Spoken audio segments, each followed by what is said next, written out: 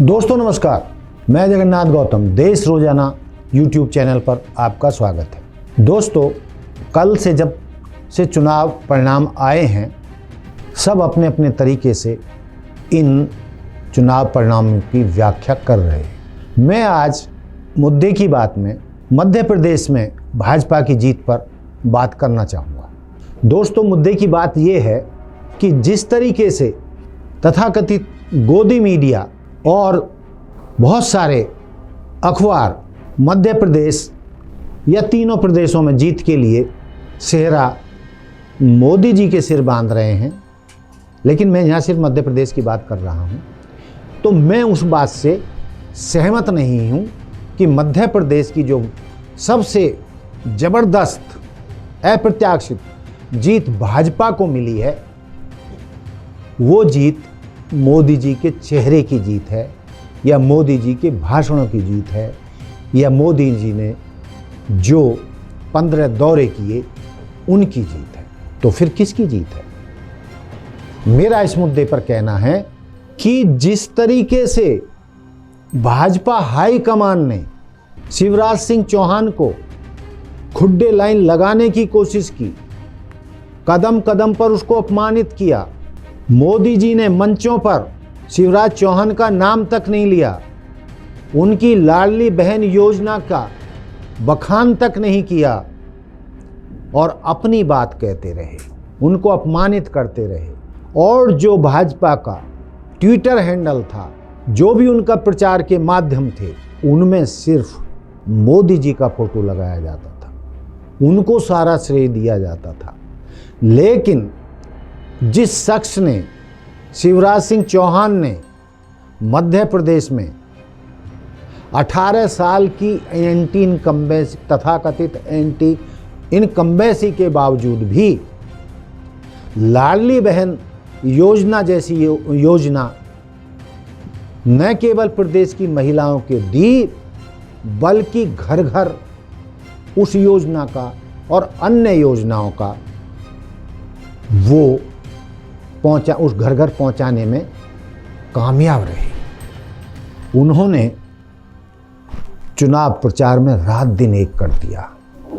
मोदी जी की जहां मध्य प्रदेश में सिर्फ 15 जनसभाएं थीं, लेकिन जो शिवराज सिंह चौहान ने अपमान से पीड़ित होकर एक लक्ष्य घोषित किया था कि मैं मुझ पे जो आरोप लग रहे हैं और मुझको जिस तरीके से अपमानित किया जा रहा है, मैं उसका जवाब वोटों से दूंगा और मध्य प्रदेश में भाजपा को जिता कर दूंगा। और उस शख्स ने रात दिन भाजपा को जिताने के लिए एक कर दिया और 15 नहीं, 20 नहीं, 50 नहीं, शिवराज सिंह चौहान ने 160 जनसभाएं पूरे मध्य प्रदेश में की। कोई कोना उन्होंने ऐसा नहीं छोड़ा जहां वो पहुंचे ना हो। और जो उन्होंने लाडली बहन योजना और अन्य लोगों के लिए लागू की, उनको वो घर घर तक पहुंचाने में कामयाब रहे। इसलिए मैं कहता हूं, मैं मानता हूं कि मध्य प्रदेश में जो ये लहर चली, जहां मोदी जी के वाहवाही चारों तरफ हो रही थी, उनके पोस्टर दिखाई दे रहे थे और भाजपा हाईकमान और ट्विटर हैंडल पर मोदी जी की वाह की जा रही थी। लेकिन दोस्तों, हकीकत ये है कि मध्य प्रदेश की जनता में और वहाँ की महिलाओं में शिवराज सिंह चौहान का अंडर करंट चल रहा था। कोई माने या ना माने, वो अंडर करंट था और शिवराज चौहान के अंडर करंट से ही भाजपा ने एक विराट जीत वहाँ पर हासिल की। जीत गए। जहां हार निश्चित बताई जा रही थी, वहां शिवराज सिंह चौहान जीते और भाजपा को जिताया।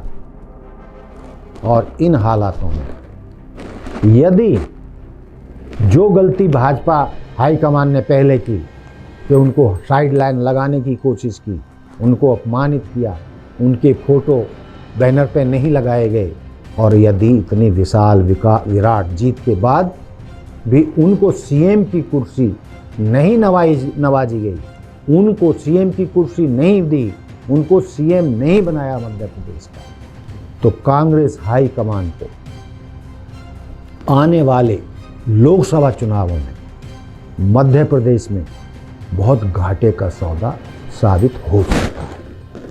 तो दोस्तों, ये थी मेरी मुद्दे की बात मध्य प्रदेश के ऊपर, मध्य प्रदेश की जीत के बारे में।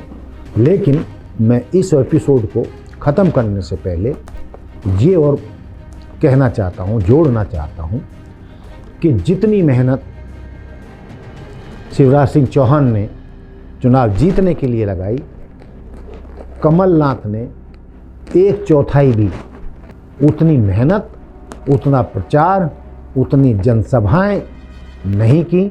और कहा तो ये भी जाता है कि कमलनाथ जी तो बस दोपहर तक ही, लंच टाइम तक ही अपना चुनाव प्रचार करके अपने महल में पहुंच जाते थे। उन्होंने ना वो उतनी मेहनत की, ना उतने लोगों के पास पहुंचे, और जो कांग्रेस हाई कमान का संदेश था मध्य प्रदेश में, उसको भी वो घर घर पहुंचाने में नाकामयाब रहे।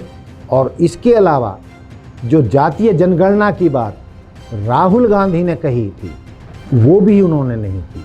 राहुल गांधी के अलावा नीचे के नेताओं ने उसका प्रचार नहीं किया जो राहुल कहते रहे या जो प्रियंका गांधी कहती रही।